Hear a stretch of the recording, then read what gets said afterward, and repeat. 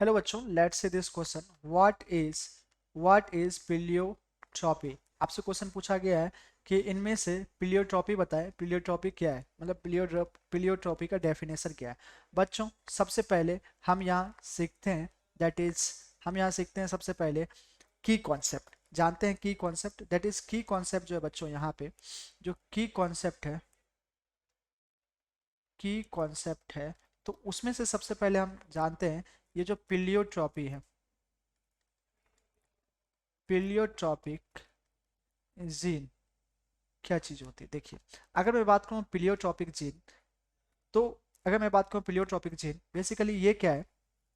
प्लीयोट्रॉपिक gene basically क्या है, gene which control more than one character. मतलब प्लीयोट्रॉपिक जीन क्या है, gene which control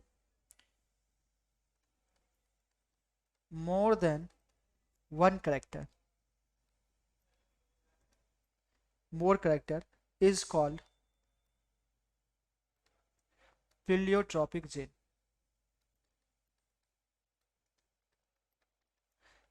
प्लीयोट्रॉपिक gene, okay. अब मैं इसके प्लीयोट्रॉपिक जीन के एग्जांपल्स के बारे में बात करूं। देखिए, एग्जांपल्स के बारे में बात करूं तो बेसिकली सबसे पहले अगर मैं बात करूं in pea plant, okay, in pea plant,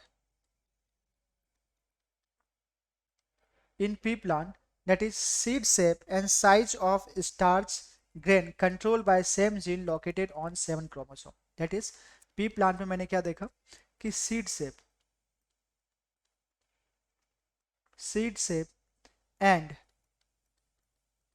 size of starch grain is controlled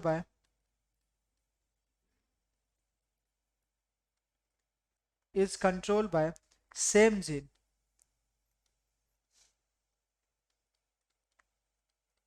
located on 7 number chromosomes।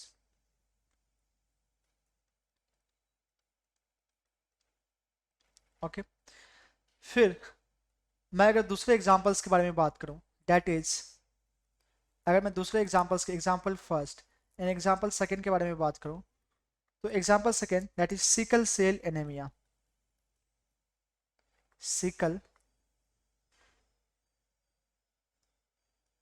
Sickle cell anemia. Basically, these are the two examples which show pleiotropic effect, and this effect is known as pleiotropy. I hope you understood well. Thanks. Best of luck.